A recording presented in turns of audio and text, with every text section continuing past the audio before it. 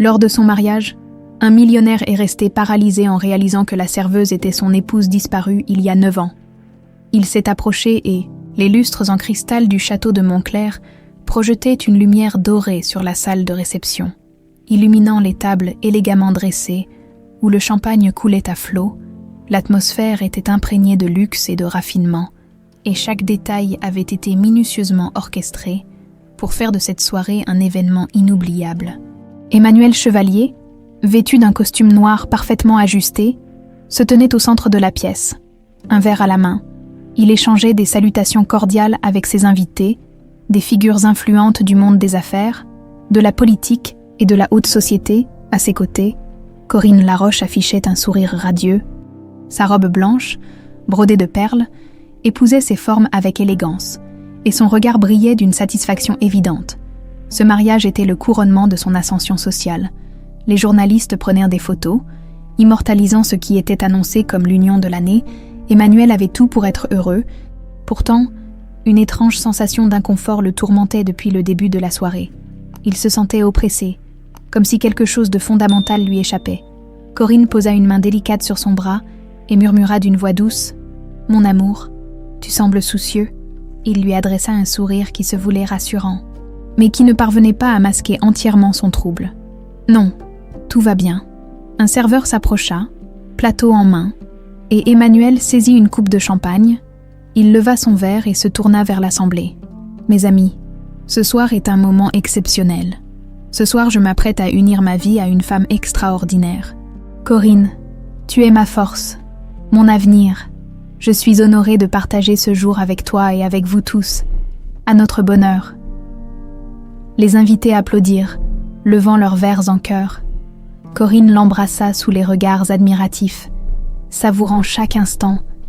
Mais alors que leurs lèvres se séparaient, Emmanuel sentit une étrange froideur s'emparer de lui. Son regard glissa machinalement à travers la salle et se posa sur une silhouette en mouvement. Une jeune femme en uniforme de serveuse circulait entre les invités, un plateau de champagne en main. Son visage, pourtant en partie dissimulé par une mèche de cheveux, lui était terriblement familier. Son cœur s'arrêta. Il sentit le verre trembler légèrement dans sa main. L'air sembla se raréfier autour de lui. Non, impossible. Et pourtant, chaque fibre de son être lui criait que c'était elle, Angélique, sa femme, son amour, son fantôme. Elle se tenait là, à quelques mètres, après 9 ans de silence, de vide, d'incertitude. Les battements de son cœur résonnaient violemment dans sa poitrine. Il cligna des yeux, incapable de croire ce qu'il voyait. Avait-il perdu la tête ? Était-ce un mirage né de son esprit encore meurtri par son absence ? Mais non, elle était bien réelle. Il observa ses gestes, la manière dont elle se déplaçait avec précaution entre les tables. Évitant habilement les invités, il reconnut la grâce naturelle de ses mouvements. Ce regard à la fois intense et doux qu'il connaissait si bien, son souffle se coupa. Angélique était vivante. Son instinct prit le dessus. Il posa brusquement son verre sur la table et s'avança vers elle, incapable de détourner les yeux. Angélique, elle s'arrêta net, ses doigts se crispèrent sur le plateau, et lentement, elle tourna la tête vers lui. Leurs regards se croisèrent. Emmanuel crut voir une lueur de reconnaissance passer dans ses yeux. Son cœur s'emballa, une vague d'espoir incontrôlable le submergea, mais ce fut bref. Angélique fronça légèrement les sourcils, l'air troublé. Une ombre d'angoisse passa sur son visage. « Excusez-moi, monsieur, je crois que vous faites erreur. » La phrase le frappa de plein fouet. « Erreur. » Il sentit le sol vaciller sous ses pieds. « Angélique, c'est moi, Emmanuel. » Elle secoua la tête, reculant d'un pas. « Je suis désolée. Je ne vous connais pas. » Les mots s'écrasèrent contre lui avec la violence d'une tempête. Ce regard, ce visage, cette voix, tout en elle était identique à la femme qu'il avait aimée, à celle qu'il avait désespérément cherchée pendant presque une décennie, et pourtant, elle le regardait comme un étranger, avant qu'il ne puisse dire un mot de plus. Elle tourna brusquement les talons et s'éloigna d'un pas rapide vers la cuisine. « Attends !» cria-t-il en se lançant à sa poursuite. Il traversa la salle sous les regards interloqués des invités. « Emmanuel, que fais-tu » s'indigna Corinne. Mais il ne répondit pas. Il bouscula un serveur, poussa la porte battante de la cuisine et se retrouva à l'extérieur. Angélique marchait d'un pas précipité à travers le jardin du château. la respiration saccadée. Il se mit à courir pour la rattraper. « Angélique, s'il te plaît. »« Attends. » Elle s'arrêta. Son dos se raidit. Lentement, elle se retourna, dans la lueur tamisée des lampadaires. Son visage était encore plus clair. C'était bien elle. Aucun doute possible. « Pourquoi dis-tu ne pas me connaître ?» demanda-t-il, la gorge nouée. Angélique hésita, comme si elle cherchait une réponse. Puis, d'un ton hésitant, « Je ne sais pas qui vous êtes. » Son regard était sincère. Il n'y avait ni ruse ni jeu, seulement du vide, une absence totale de souvenirs. Emmanuel sentit son monde s'effondrer. Angélique était là, devant lui, mais elle ne se souvenait pas de lui. Emmanuel resta figé sous la lumière tamisée du jardin du château. Le vent nocturne caressa son visage, mais il ne sentit rien. Son regard restait rivé sur Angélique, qui se tenait à quelques pas de lui, les bras serrés contre elle, comme si elle voulait se protéger. Elle était là, en chair et en os, après 9 ans d'angoisse, de recherche, d'hypothèses, d'enquête sans fin. Il venait de la retrouver. Mais elle ne se souvenait pas de lui. « Angélique, s'il te plaît, regarde-moi bien. » Elle baissa la tête, évitant ses yeux, visiblement mal à l'aise. « Je suis désolée, monsieur. Mais vous faites erreur, monsieur. » Ce simple mot lui transperça la poitrine. C'était comme si on l'avait arraché une deuxième fois à lui. « Ne dis pas ça. C'est moi, Emmanuel, ton mari. » Elle recula instinctivement, une lueur de panique traversant son regard. « Je ne suis pas mariée. Je ne sais pas qui vous êtes. Et je ne comprends pas pourquoi vous insistez. » Le ton de sa voix n'avait rien de fin. Il voulait y voir un mensonge, une peur dissimulée, mais tout en elle semblait sincère. Emmanuel passa une main dans ses cheveux, incapable d'organiser ses pensées. Il devait y avoir une explication, un choc, un traumatisme. Quelque chose lui avait fait perdre la mémoire. Derrière lui, des bruits de pas approchèrent rapidement. « Emmanuel !» La voix de Corinne était empreinte d'exaspération. Lorsqu'il se retourna, il la vit descendre les marches de pierre du château, sa robe somptueuse soulevée par le vent, sa mâchoire crispée. « Mais qu'est-ce que tu fais ici ?» Elle posa enfin les yeux sur Angélique, et il perçut immédiatement un changement subtil dans son expression. Son sourire poli ne dura qu'une fraction de seconde avant qu'elle n'adopte un masque de froideur. « Qui est cette femme ?» Angélique, visiblement nerveuse, recula de quelques pas. « Je dois y aller. Excusez-moi. » Elle se retourna et disparut dans l'obscurité du jardin avant qu'Emmanuel ne puisse la retenir. Il fit un mouvement pour la suivre, mais Corinne attrapa son poignet avec une force insoupçonnée. « Ça suffit. » Sa voix était basse, tranchante. « Qu'est-ce qui te prend, Emmanuel ? C'est notre mariage. Tous nos invités sont là, et toi, tu cours après une serveuse comme un fou. » Il arracha son bras de son emprise. « Ce n'est pas une serveuse ?» Corinne croisa les bras, affichant une fausse patience. « Très bien, qui est-elle alors ?» Il la fixa un instant. Il aurait pu lui dire la vérité, mais quelque chose dans son regard le fit hésiter. Pourquoi avait-elle eu cet éclair étrange en voyant Angélique ? Il expira lentement et secoua la tête. « Elle a personne. Oublie ça. » Elle plissa les yeux, méfiante. Vraiment, parce que ça n'avait pas l'air d'un simple malentendu, il ne répondit pas et se dirigea vers le château. Derrière lui, Corinne fulminait, mais elle ne dit rien de plus. Lorsqu'il rentra, la réception battait toujours son plein. Les invités buvaient, riaient, dansaient. Inconscient du tremblement de terre qui venait de secouer son univers, Emmanuel attrapa un serveur au passage. « La jeune femme qui était ici, la serveuse, tu sais où je peux la trouver ?» Le jeune homme sembla surpris. « Angélique ? Oui, elle travaille avec nous depuis quelques mois, mais je crois qu'elle est partie. Elle avait l'air troublée. Elle habite où ? Je ne sais pas. Mais le patron du service traiteur pourrait le savoir. » Sans hésiter, Emmanuel chercha l'organisateur de l'événement.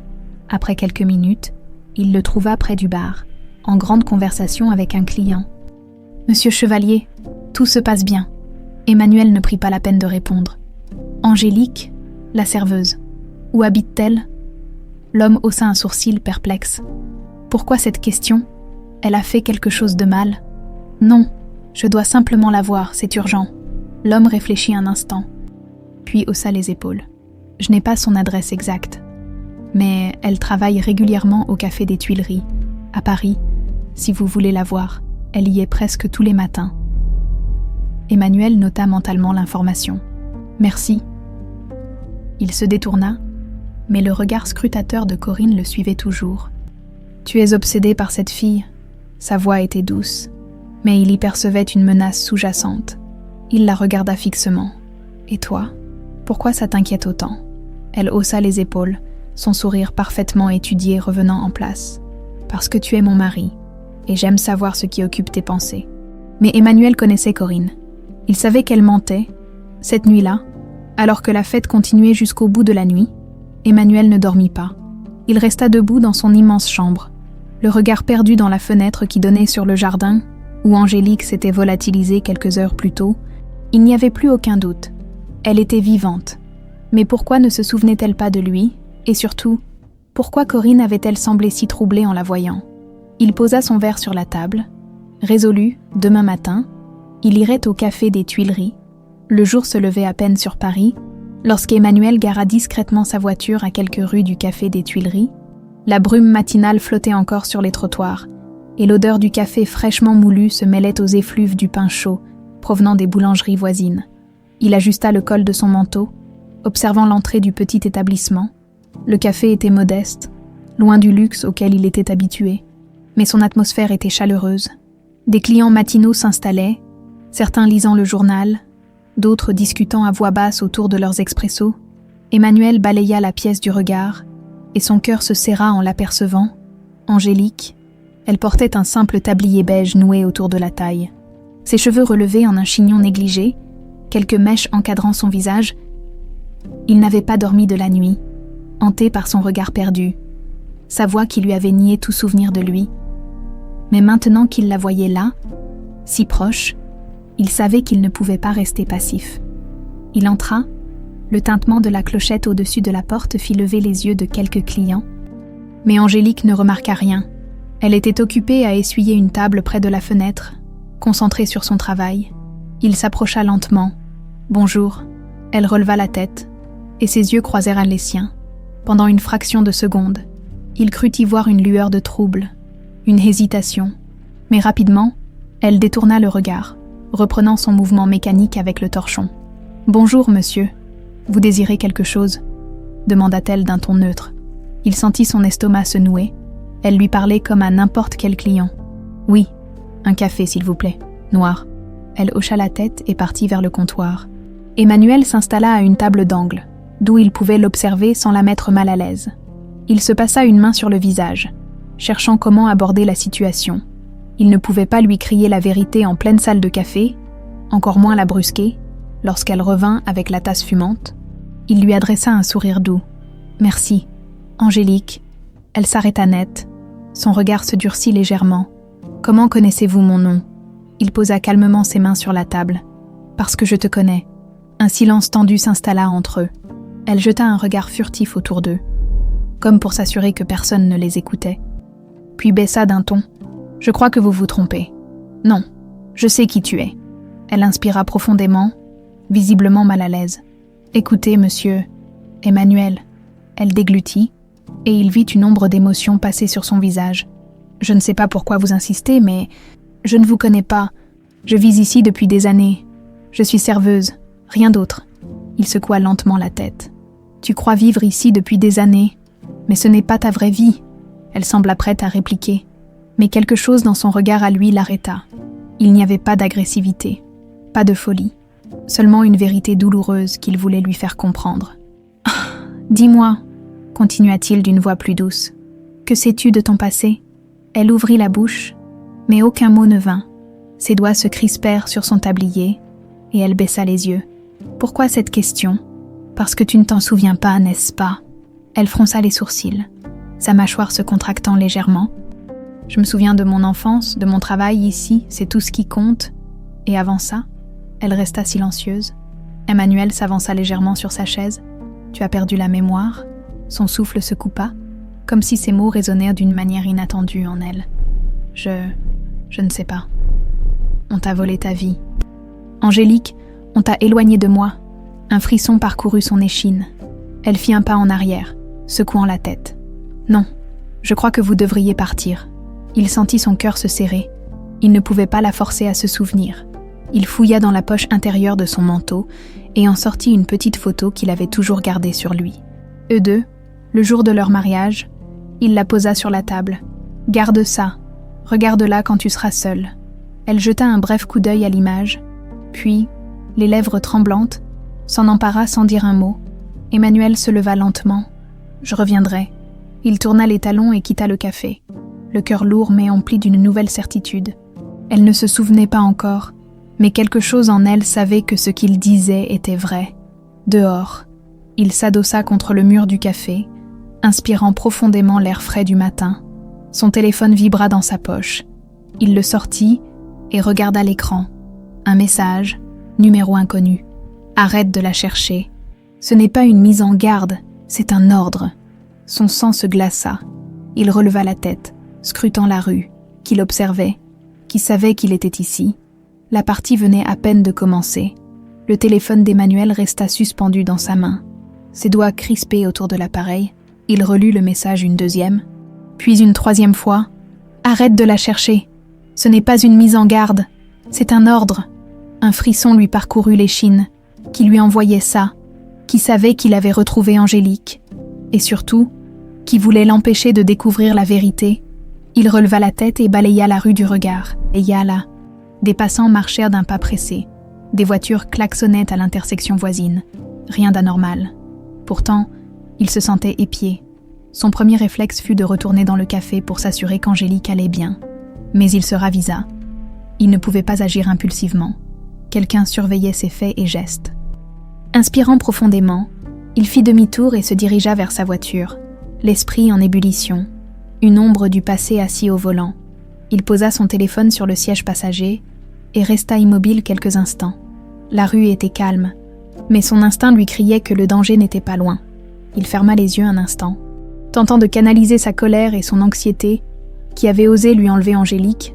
Pendant 9 ans, il avait cherché des réponses. Les détectives qu'il avait engagés n'avaient jamais pu retracer sa trace après sa disparition soudaine. C'était comme si elle s'était volatilisée. Et maintenant, elle était là. Mais sans souvenir de lui, ni de son passé, il ouvrit les yeux et serra le volant. Ce n'était pas un hasard. Quelqu'un avait effacé sa mémoire, l'avait cachée, l'avait enfermée dans une vie qui n'était pas la sienne, et ce même quelqu'un savait qu'il l'avait retrouvée, mais qui... Il regarda de nouveau son téléphone. Le message venait d'un numéro inconnu. Il hésita un instant avant de tenter d'appeler. Aucune tonalité, ligne désactivée. Emmanuel sentit un mélange de frustration et de rage monter en lui. Très bien, pensa-t-il. Si quelqu'un veut m'arrêter, c'est qu'il y a une vérité à découvrir. Et il était prêt à tout pour la trouver. Une visite inattendue. Emmanuel n'était pas rentré directement chez lui. Il avait roulé pendant plus d'1 heure dans Paris. Essayant de faire le point, son téléphone vibra à nouveau. Mais cette fois, ce fut un appel d'un numéro connu. « Monsieur Chevalier », la voix du détective privé qu'il avait engagé il y a des années. « J'ai du nouveau sur Angélique. » Emmanuel sentit son cœur accélérer. « Quoi ? Je suis allé voir l'hôpital où elle a été prise en charge après sa disparition. Il y a une anomalie dans les dossiers. Officiellement, elle a été retrouvée errante près d'une gare en province, sans papier d'identité. Mais l'infirmière qui était en poste cette nuit-là m'a dit une toute autre version. » Emmanuel se tendit. « Je vous écoute. » Elle se souvient d'un homme qui l'a amenée là, un homme bien habillé, qui a donné un faux nom et qui a insisté pour qu'elle soit admise sans poser de questions. Un faux nom. Oui, un certain Benoît Frédéric. Le sang d'Emmanuel se glaça. Frédéric Benoît, son meilleur ami, son associé de toujours, l'homme à qui il avait confié sa vie, son entreprise, l'homme qui l'avait aidé à surmonter la disparition d'Angélique. Le choc lui coupa le souffle. Impossible. « Vous êtes sûr ?» demanda-t-il, la voix rauque. L'infirmière n'a aucun doute. Le détective fit une pause avant d'ajouter d'un ton grave. « Monsieur Chevalier, je crois que vous avez fait confiance à la mauvaise personne. » Emmanuel raccrocha lentement, le regard perdu dans le vide. Frédéric, l'homme qu'il considérait comme un frère, l'homme qui, aujourd'hui, semblait être le traître derrière la disparition d'Angélique, un frisson de rage pure s'empara de lui. Pourquoi ? Pourquoi aurait-il fait ça ? Mais au fond, il savait déjà la réponse. L'argent. le pouvoir, la jalousie. Il n'avait plus de doute. Frédéric et Corinne étaient liés dans cette histoire, et il allait leur faire payer. Le retour vers Angélique, il fit demi-tour et roula en direction du café des Tuileries. Il devait parler à Angélique, lui dire la vérité, la forcer à se souvenir. Mais lorsqu'il arriva devant l'établissement, il sut immédiatement que quelque chose n'allait pas. La porte était grande ouverte. Et à l'intérieur, le gérant parlait avec un agent de police. Il descendit précipitamment de sa voiture et entra. « Que se passe-t-il » demanda-t-il au gérant. L'homme, visiblement nerveux, lui jeta un regard inquiet. « Angélique, elle est partie. » Emmanuel sentit son estomac se tordre. « Comment ça ?»« Partie. » Le gérant échangea un regard avec le policier, puis répondit à voix basse. « Elle a reçu un appel. Elle a paniqué, a enlevé son tablier et est sortie en courant. Elle avait l'air effrayée. » Emmanuel sentit une sueur froide couler dans son dos. « Et vous savez où elle est allée ?» L'homme secoua la tête. « Non, mais elle semblait fuir quelqu'un. » Emmanuel passa une main tremblante sur son visage. Angélique avait peur. Elle avait compris quelque chose, ou bien quelqu'un l'avait menacée. Il regarda autour de lui, cherchant le moindre indice, sur le comptoir. Son regard s'arrêta sur une photo oubliée. C'était celle qu'il lui avait laissée la veille. Elle avait pris la photo avec elle. Ce n'était pas rien. Cela signifiait qu'une partie d'elle voulait savoir la vérité. Il prit une profonde inspiration. Il devait la retrouver, avant qu'il ne soit trop tard. Emmanuel quitta précipitamment le café des Tuileries, son cœur battant à tout rompre. La disparition soudaine d'Angélique le plongeait dans une angoisse incontrôlable. Elle avait fui, poussée par la peur, par une menace invisible. Mais de qui ? Il scruta les alentours, espérant un signe, un indice. Rien. Paris continuait à vivre normalement, ignorant l'ouragan qui s'abattait sur lui. Il s'adossa à sa voiture, tentant de calmer sa respiration. Il devait réfléchir. Si elle avait pris la photo, cela signifiait qu'elle ne le rejetait pas totalement. Une part d'elle voulait comprendre, découvrir ce passé qu'on lui avait volé. Mais quelque chose, ou quelqu'un, l'en empêchait. Son téléphone vibra dans sa poche. Un nouvel appel. « Monsieur Chevalier, c'était le détective. Je viens d'avoir accès à un détail troublant dans le dossier médical d'Angélique. Vous devriez venir voir ça immédiatement. J'arrive. » Sans perdre une seconde, Emmanuel démarra et se fondit dans la circulation parisienne. Un dossier troublant, le cabinet du détective se trouvait dans un immeuble discret, près des quais de Seine. Emmanuel monta rapidement les escaliers et pénétra dans la petite pièce encombrée de dossiers et de journaux empilés sur un bureau en bois massif. « Expliquez-moi. » Le détective posa un dossier devant lui. « J'ai retrouvé la trace du médecin qui s'est occupé d'Angélique après son admission à l'hôpital. » Il ouvrit le dossier et pointa une annotation. « Regardez ça. » Emmanuel parcourut le document. Son regard s'arrêta sur une phrase soulignée en rouge. « Patiente admise sans pièce d'identité. Présente des symptômes d'amnésie dissociative. Aucun traumatisme physique majeur. » Il fronça les sourcils. Amnésie dissociative. Un type de perte de mémoire souvent causée par un traumatisme psychologique intense. En gros, quelque chose dans son passé était si insupportable que son esprit l'a complètement bloqué. Emmanuel sentit son estomac se tordre. Mais il n'y avait aucun traumatisme physique. Aucun. Pas de blessure grave. Pas d'accident. On ne l'a pas retrouvée inconsciente après une chute ou un choc violent. Elle a été amenée là en parfait état. Sauf qu'elle ne savait plus qui elle était. Un silence pesant s'installa. Donc, quelqu'un l'a volontairement placée dans cet état. Le détective hocha la tête. Ça en a tout l'air. Et le fait que l'homme qui l'a déposée ait utilisé un faux nom n'est pas une coïncidence. Frédéric Benoît voulait qu'elle disparaisse. Mais sans la tuer, Emmanuel se passa une main sur le visage. Mais pourquoi ? C'est ce que nous devons découvrir. Il ferma les yeux un instant. Tout ceci dépassait tout ce qu'il avait imaginé. Frédéric l'avait trahi. Il avait volé Angélique. Et maintenant, il était prêt à tout pour garder son secret. Une course contre la montre Emmanuel quitta le cabinet du détective. Ses pensées en ébullition. Il devait retrouver Angélique au plus vite. Il repensa au message anonyme reçu plus tôt. Quelqu'un d'autre savait ce qui se passait. Quelqu'un d'assez puissant pour surveiller chacun de ses mouvements. Il roula sans destination précise, tentant de mettre de l'ordre dans ce puzzle insensé. Où aurait-elle pu aller ? Il pensa à l'hôpital où elle avait été admise. Peut-être était-elle retournée là-bas. Inconsciemment attiré par cet endroit qui marquait le début de son faux passé, il appuya sur l'accélérateur. Retour à l'hôpital Saint-Luc, situé en banlieue parisienne, était une bâtisse vieillissante, aux murs ternes et aux lumières blafardes. En y entrant, il ressentit un frisson. C'était ici qu'elle avait été abandonnée. Il se dirigea vers l'accueil. « Bonsoir. Je cherche une femme qui aurait pu venir ici aujourd'hui. Elle s'appelle Angélique. » L'infirmière le regarda, perplexe. « Nous recevons des centaines de patients. Elle est grande, cheveux bruns, très belle, la trentaine. »« Ah !» s'exclama une autre infirmière, semblant se souvenir de quelque chose. « Oui, elle est venue il y a quelques heures. » Elle avait l'air troublée. Elle posait des questions sur son dossier médical. Emmanuel sentit une montée d'adrénaline. « Elle est encore là. » L'infirmière secoua la tête. « Non. » Elle est repartie rapidement. Elle semblait paniquée.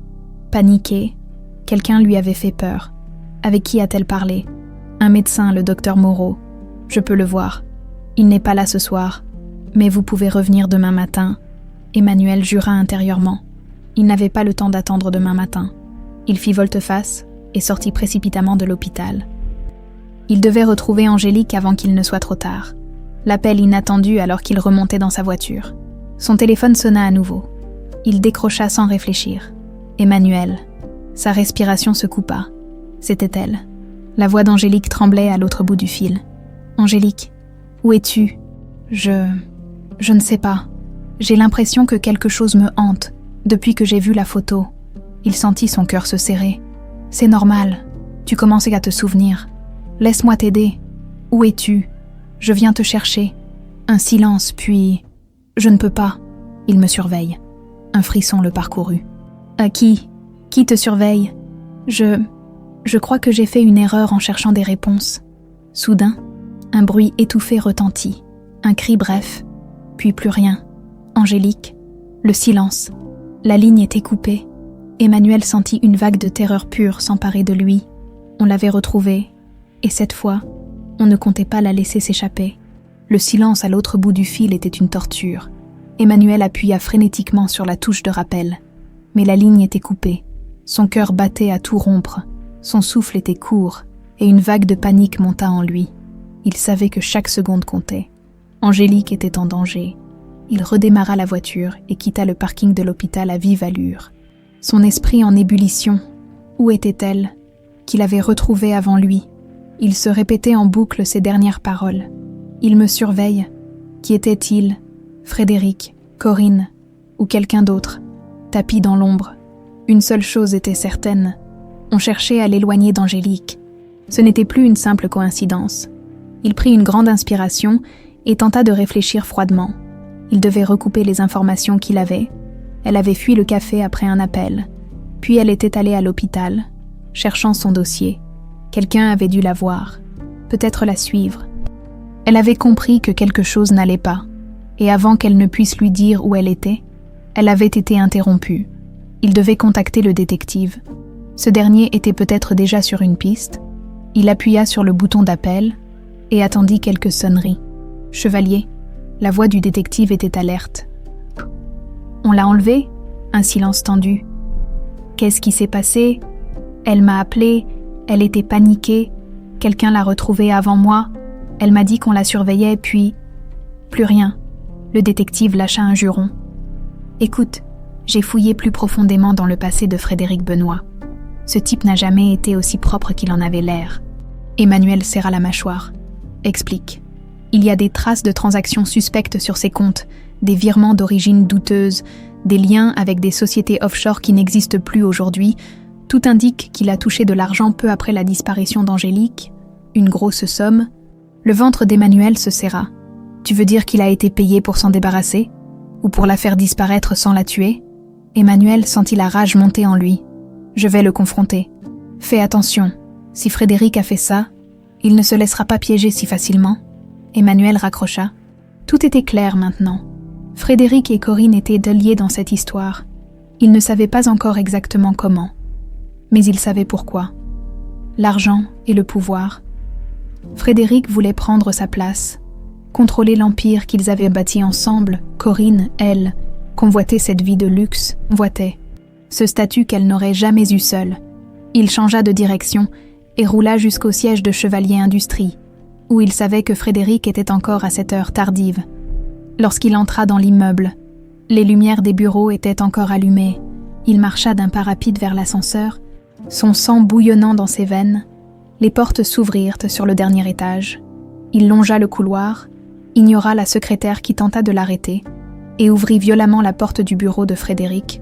Son soi-disant ami était là, assis derrière son immense bureau en acajou, un verre de whisky à la main. Il ne sembla même pas surpris de le voir. Emmanuel, toujours aussi impétueux, Emmanuel ne prit pas la peine de répondre et avança jusqu'à lui. « Où est-elle » Frédéric arqua un sourcil. « Qui donc ? Ne joue pas à ce jeu avec moi, Frédéric. Angélique, je sais que tu l'as fait disparaître il y a 9 ans. Et je sais que tu es impliqué dans ce qui se passe aujourd'hui. » Frédéric prit une gorgée de son whisky avant de poser lentement son verre. « Tu as toujours eu une imagination débordante. » Emmanuel perdit patience. Il frappa violemment du poing sur le bureau, renversant le verre. « Réponds. » Frédéric le fixa un instant. Son expression impénétrable. Puis, il poussa un léger soupir et se leva lentement. « Tu veux la vérité, Emmanuel ?» Un sourire glacial apparut sur son visage. « Oui, j'ai fait en sorte qu'elle disparaisse. Mais tu t'accroches à un fantôme. Angélique n'existe plus. La femme que tu crois aimer est une coquille vide. » Le poing d'Emmanuel se serra. « Pourquoi ?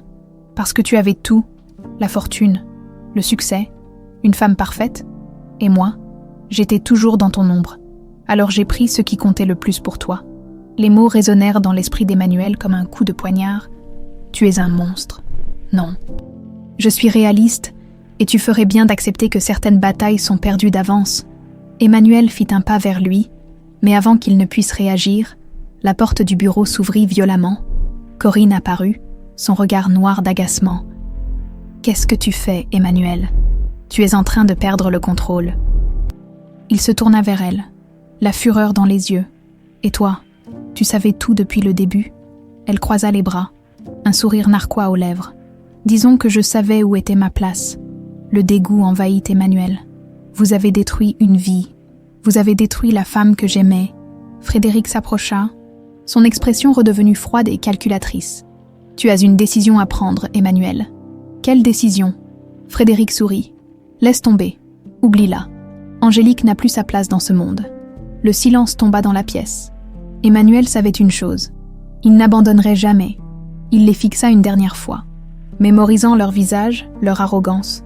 Puis il tourna les talons et quitta le bureau. Il n'allait pas oublier. Il allait détruire tout ce qu'ils avaient construit sur ce mensonge. Et il allait retrouver Angélique, quoi qu'il en coûte.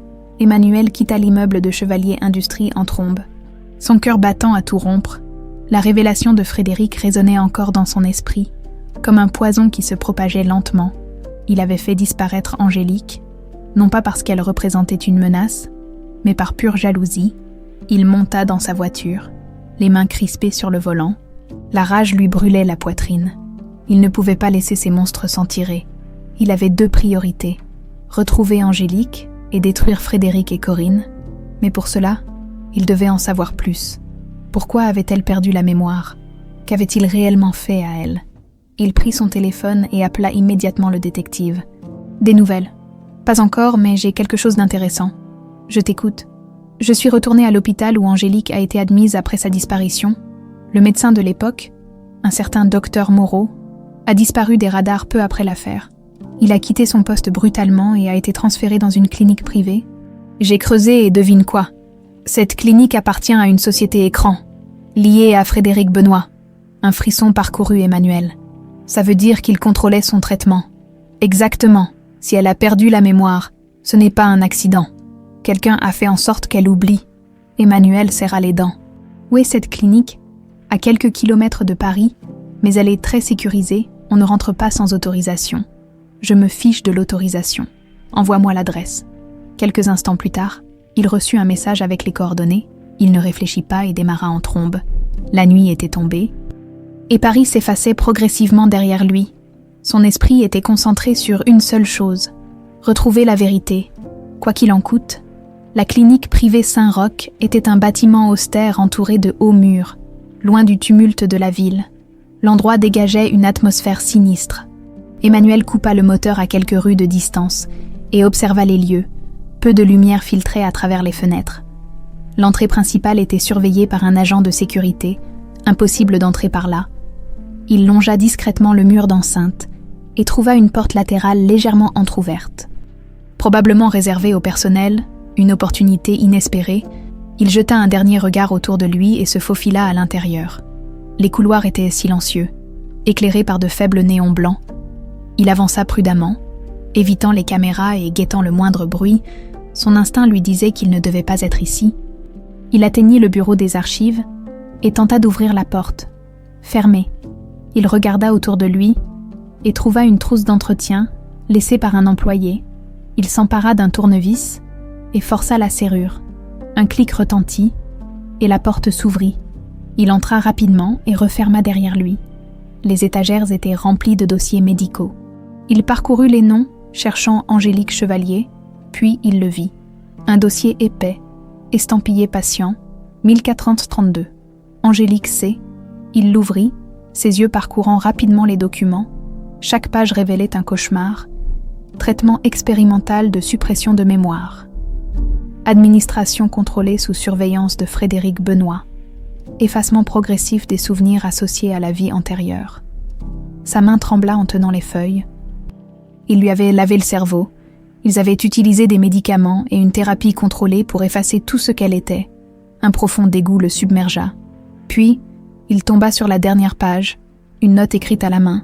Sujet montre des signes de résistance. Récurrence de souvenirs sous forme de flash. Possible retour de mémoire spontanée. Surveillance recommandée. Un bruit le fit sursauter. Quelqu'un venait. Il referma précipitamment le dossier et se glissa derrière une armoire. 2 hommes entrèrent, discutant à voix basse. Il a demandé qu'on vérifie si quelqu'un venait fouiller ici. Personne ne serait assez fou pour tenter ça. On ne sait jamais. Chevalier est imprévisible. Un frisson parcourut Emmanuel. Ils parlèrent de lui. Il attendit qu'il reparte et s'éclipsa discrètement du bureau. Mais il savait maintenant ce qu'on avait fait à Angélique. Et il allait tout faire pour la sortir de cet enfer. Emmanuel était déjà sur le chemin du retour lorsqu'il reçut un appel. Il décrocha immédiatement. « Monsieur Chevalier ?» Il reconnut la voix tremblante du gérant du Café des Tuileries. « Oui, qu'est-ce qui se passe ?»« C'est Angélique. Elle est revenue ?» Il freina brutalement. « Elle est là. »« Oui, mais elle est dans un état étrange. J'arrive. » Il fit demi-tour et accéléra. Lorsqu'il arriva au café, il bondit hors de la voiture et entra précipitamment. Le gérant lui fit signe. Angélique était assise à une table du fond, le regard perdu. Il s'approcha lentement. Elle leva les yeux vers lui. Emmanuel. Son cœur rata un battement. C'était la première fois qu'elle prononçait son nom depuis qu'il l'avait retrouvée. Il s'assit en face d'elle, tentant de contenir son émotion. « Tu es en sécurité maintenant. » Elle hocha lentement la tête. « J'ai vu quelque chose. Dans ma tête, des images, des visages, des fragments. Mais tout est flou. » Il posa une main sur la sienne. « C'est normal. On t'a fait oublier. Mais je vais t'aider à retrouver la mémoire. » Ses yeux s'embuèrent. « Pourquoi m'a-t-on fait ça ?» Il serra sa main. « Parce qu'il voulait nous séparer. Mais je ne les laisserai pas gagner. » Elle le fixa un instant, puis murmura « Je veux savoir la vérité. » Il hocha la tête. « Alors prépare-toi, car elle est plus sombre que tu ne l'imagines. » Angélique inspira profondément. Elle était prête, et lui aussi. Il était temps de briser le mensonge et d'affronter leurs ennemis. Le silence s'était installé entre Emmanuel et Angélique, un silence lourd de non-dits et de souvenirs fragmentés. Elle se trouvait là, assise en face de lui, son regard troublé, scrutant les bords de la tasse de café qu'elle n'avait même pas touchée. Il n'y avait plus d'échappatoire, plus de faux semblants. La vérité qu'elle cherchait était à portée de main, mais osait-elle vraiment l'affronter ? Emmanuel, lui, savait qu'il devait y aller avec prudence. Trop d'informations d'un coup pourraient la submerger, et il ne voulait pas la perdre à nouveau. « Tu m'as dit que des images te revenaient. Qu'as-tu vu exactement ?» demanda-t-il doucement. Angélique redressa la tête, ses yeux cherchant désespérément à assembler un puzzle dont il manquait encore trop de pièces. Des flashs, une maison avec un grand jardin, une balançoire, Et toi ?» Elle le fixa. Cherchant une validation dans son regard, Emmanuel sentit une vague d'émotion le traverser. C'était notre maison, Angélique. Elle porta ses mains à ses tempes, comme si la douleur des souvenirs tentait de s'imposer à elle. « Je ne comprends pas. Pourquoi je ne me souviens pas de plus ?» Il inspira profondément. Prêt à lui dire la vérité, parce que quelqu'un t'a fait oublier, elle releva vivement la tête. « Quoi ? Tu n'as pas simplement disparu. On t'a enlevé, et ils ont effacé ta mémoire. » Elle secoua la tête, les sourcils froncés, cherchant à comprendre. « Mais pourquoi ?» Emmanuel hésita, lui dire la vérité en entier. Maintenant risquait d'être un choc brutal. Mais il n'avait plus le choix. Frédéric, ce nom provoqua un frisson visible chez Angélique. « Ton ami ?» Il hocha la tête, son regard sombre. « Mon ancien ami, il t'a éloigné de moi. Il t'a enfermé dans une autre vie pour me briser. Il voulait ma place, mon empire. Et Corinne était avec lui. » Le visage d'Angélique se décomposa à l'entente de ce nom. « Corinne, ta fiancée ?» Emmanuel sentit son poing se serrer sur la table. « Elle ne l'est plus. Je sais maintenant qu'elle faisait partie du plan depuis le début. Ils t'ont effacée de ma vie pour mieux me manipuler. » Angélique porta une main tremblante à ses lèvres. « C'est impossible. Je sais que c'est dur à croire. Mais tu es ici, devant moi, et tu commences à te souvenir. C'est la preuve qu'ils ont échoué. » Elle inspira profondément, cherchant à assimiler ce qu'il venait de lui révéler. « Mais si ce que tu dis est vrai, alors qu'est-ce qui m'empêche de retrouver toute ma mémoire ?» Il posa une main rassurante sur la sienne. « Toi-même, ton esprit lutte contre ce qu'on t'a imposé. C'est un processus, mais je serai là pour t'aider. » Elle hocha la tête lentement, puis son regard se fit plus déterminé. « Je veux savoir tout ce qu'ils m'ont volé. » Emmanuel sentit un soulagement, mais aussi une crainte grandir en lui. « Alors il va falloir être prudent. Si Frédéric et Corinne savent que tu commences à te souvenir, ils feront tout pour t'arrêter à nouveau. » Un frisson parcourut Angélique. « Tu crois qu'ils pourraient me faire disparaître encore une fois ? Je ne les laisserai pas t'approcher. » Un silence s'installa. Interrompu par une vibration sur le téléphone d'Emmanuel, il jeta un coup d'œil à l'écran, un message du détective. « On a un problème. Frédéric et Corinne savent qu'elle est avec toi. Ils préparent quelque chose. » Emmanuel se raidit. Il n'avait plus de temps. Il se leva. « Il faut qu'on parte d'ici. » Maintenant, Angélique le regarda, inquiète. « Où allons-nous ?» Il hésita un instant, cherchant un endroit où elle serait en sécurité. Puis une idée lui vint. Quelque part où ils ne penseront pas à chercher. Ils quittèrent le café rapidement. Emmanuel la fit monter dans la voiture et démarra aussitôt. Prenant soin de surveiller le rétroviseur, il ne voulait pas être suivi. Le silence entre eux était lourd. Angélique fixait la route, pensive. « Comment ai-je pu oublier tout ça ?» murmura-t-elle. « Parce qu'ils t'ont drogué. J'ai trouvé ton dossier médical. Ils t'ont fait subir un traitement pour effacer tes souvenirs. » Elle se tourna vers lui, horrifiée. « Tu veux dire que ce n'est pas un simple accident, qu'ils ont programmé mon amnésie ? C'est exactement ça. » Elle ferma les yeux un instant, respirant profondément. « Je veux qu'ils paient. » Ces mots surprirent Emmanuel. « Et ils paieront. » Il savait que le moment du confrontation finale approchait. Soudain, une voiture apparut dans son rétroviseur, roulant à une vitesse anormalement élevée. Son instinct se réveilla instantanément. « Attache ta ceinture. » Angélique ne posa pas de questions et obéit immédiatement. La voiture derrière eux se rapprochait dangereusement. Emmanuel reconnut l'un des hommes de main de Frédéric au volant. « Ils nous ont retrouvés » murmura-t-il, d'un coup sec. La voiture derrière eux tenta de les percuter. Emmanuel tourna violemment le volant, évitant de justesse l'impact. « Tiens-toi bien !» cria-t-il en accélérant. Les rues de Paris défilèrent à toute vitesse. Angélique agrippa son siège, le cœur battant. « On ne peut pas les semer.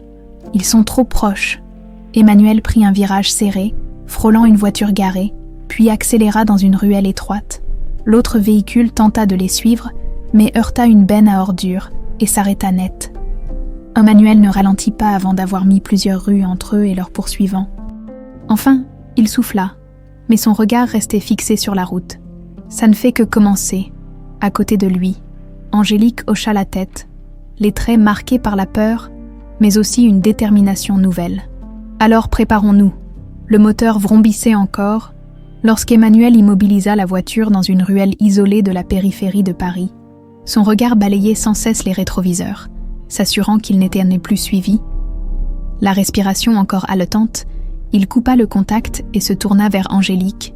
Elle était figée, les mains crispées sur son siège, son souffle irrégulier. Son regard était fixé droit devant elle, mais son esprit semblait ailleurs. Encore sous le choc de la course-poursuite. « Ça va ?» demanda Emmanuel doucement. Elle tourna lentement la tête vers lui, son expression hantée. « Ils allaient nous tuer. Ils essayent de nous faire peur. Mais ils ne gagneront pas. » Elle baissa les yeux, songeuse, avant de murmurer. « Tu penses qu'ils iraient jusque-là ?» Il hocha lentement la tête. « Frédéric sait que tu es vivante, qu'on s'est retrouvés, et surtout, que tu commences à te souvenir. Pour lui, c'est une menace. Tant que tu restais dans l'ombre, sans mémoire, il était en sécurité. Maintenant, il est acculé et dangereux. » Angélique passa une main tremblante dans ses cheveux, tentant d'organiser ses pensées. « Tout cela me semble encore irréel. Je suis censée être ta femme, mais je ne me souviens de rien. J'aimerais pouvoir dire que tout cela fait sens, mais dans ma tête, c'est un flou total. » Emmanuel lui prit la main, serrant doucement ses doigts dans les siens. « Je ne te demande pas de tout accepter immédiatement. Je veux juste que tu me fasses confiance. » Elle plongea son regard dans le sien. « Je veux me souvenir, Emmanuel. Mais et si je ne redevenais jamais la femme que j'étais avant? Et si je restais quelqu'un d'autre ?» La douleur qu'il lut dans ses yeux lui transperça le cœur. « Quoi qu'il arrive, tu es toujours Angélique, la femme que j'ai aimée, que j'aime encore. Peu importe ce qu'ils t'ont fait, ils n'ont pas pu effacer qui tu es vraiment. » Un silence s'installa, lourd, mais empli d'une certaine intimité. Elle hocha lentement la tête et inspira profondément. « Alors aide-moi à retrouver ce qu'ils m'ont pris. » Il acquiesça, déterminé. « On va commencer par retrouver quelqu'un qui pourra nous aider. » Elle fronça les sourcils. « Qui ? Le docteur Moreau ? C'est lui qui a supervisé ton traitement à la clinique privée. Il sait ce qu'on t'a fait. Tu crois qu'il nous dira la vérité ? Je vais m'assurer qu'il le fasse. » 1 heure plus tard, il se trouvait devant un petit pavillon à l'abri des regards, en banlieue parisienne. Grâce au contact du détective, Emmanuel avait appris que le docteur Moreau vivait reclus, loin de son ancien poste à la clinique Saint-Roch. Emmanuel frappa à la porte, le cœur battant. « Rien !» il insista. Des bruits de pas se firent entendre à l'intérieur. Un verrou se déverrouilla, puis la porte s'entr'ouvrit légèrement, révélant un homme d'une 50aine d'années, le regard méfiant derrière ses lunettes épaisses. « Qui êtes-vous » demanda-t-il, la voix tremblante. Emmanuel ne perdit pas de temps. « Emmanuel Chevalier. Voici Angélique Chevalier. Vous la reconnaissez ?» Le médecin pâlit instantanément. « C'est impossible. » Angélique le fixa, cherchant un fragment de souvenir, mais rien ne lui revint. « Nous savons ce que vous avez fait, docteur. Vous allez nous dire toute la vérité. » Moreau sembla sur le point de refermer la porte, mais Emmanuel bloqua le passage avec son pied. « Si vous refusez, je vous promets que je ferai en sorte que tout Paris sache ce que vous avez fait sous les ordres de Frédéric Benoît. » Le médecin hésita, puis, résigné, ouvrit complètement la porte et leur fit signe d'entrer. Ils s'installèrent dans un petit salon encombré de livres et de vieux papiers médicaux. Moreau semblait nerveux, ses mains tremblaient légèrement. « Je ne voulais pas faire ça. Je n'avais pas le choix. » Emmanuel croisa les bras. « Vous aviez le choix. Vous avez drogué ma femme. Vous l'avez transformée en une inconnue. » Pourquoi ? Le médecin soupira et se massa les tempes. « Frédéric Benoît est venu me voir il y a 9 ans. Il m'a dit qu'il avait besoin de mon expertise pour un cas délicat. Il m'a donné des documents, des dossiers psychiatriques, et m'a dit qu'il voulait aider une femme souffrant d'un trouble dissociatif. J'ai d'abord cru qu'il disait la vérité. Et ensuite, demanda Angélique, sa voix tremblante, j'ai compris que ce n'était pas un simple cas médical. Frédéric m'a forcé à administrer des traitements expérimentaux, des sédatifs, des inhibiteurs de mémoire. Au début, les résultats étaient partiels. Mais il a insisté pour que je pousse plus loin. » Angélique porta une main à sa bouche, horrifiée. « Vous avez détruit ma vie. » Le médecin baissa la tête, honteux. « Je sais. Et j'ai essayé de prévenir Frédéric que la mémoire ne peut pas être effacée complètement. Les souvenirs ne disparaissent jamais vraiment. Ils restent enfouis. Et si elle était exposée à des éléments de son passé, Il y avait un risque qu'il refasse surface. Emmanuel échangea un regard avec Angélique. C'est pour ça qu'elle se souvient de certaines choses. Moreau hocha la tête. Oui, et si elle est avec vous, alors il y a de fortes chances que son esprit commence à reconstituer son passé. Angélique se redressa. Et si je voulais accélérer le processus? Le médecin hésita. C'est dangereux. Trop de souvenirs à la fois pourrait être un choc violent, mais... Il se leva et alla chercher une boîte métallique dans un tiroir. Il l'ouvrit et en sortit une clé USB. Voici les dossiers de votre traitement. Des comptes rendus, des vidéos, des documents que Frédéric voulait garder secrets. Avec ça, vous saurez tout. Emmanuel prit la clé et la serra dans sa main. Merci. Moreau soupira, comme si un poids venait de se libérer de ses épaules. Faites attention. Si Frédéric apprend que vous avez ça, il n'hésitera pas à vous éliminer. Emmanuel jeta un regard à Angélique. Alors il est temps de contre-attaquer. Elle acquiesça. Je veux me souvenir. Je veux me battre. Il savait désormais comment tout avait été orchestré. Restait une seule chose à faire. Faire tomber Frédéric et Corinne avant qu'ils ne puissent les arrêter. Emmanuel et Angélique quittèrent la maison du docteur Moreau avec un mélange de tension et de détermination. La clé USB contenant les dossiers médicaux d'Angélique était serrée dans la main d'Emmanuel comme une arme précieuse. Ils avaient enfin la preuve tangible des horreurs que Frédéric et Corinne avaient orchestrées. Dans la voiture, Emmanuel inséra la clé dans son ordinateur portable. L'écran s'illumina, révélant plusieurs dossiers classés par date. Il ouvrit l'un d'eux et vit une série de vidéos. Il en lança une. L'image tremblotante montra une pièce blanche et austère. Une salle d'hôpital. Une femme aux longs cheveux bruns était assise sur un lit.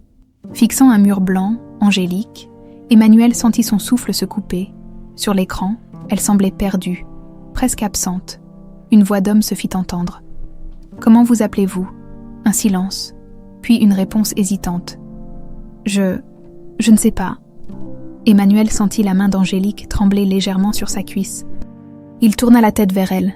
Ses yeux étaient fixés sur l'écran, remplis d'une émotion indéfinissable. « C'est moi » murmura-t-elle.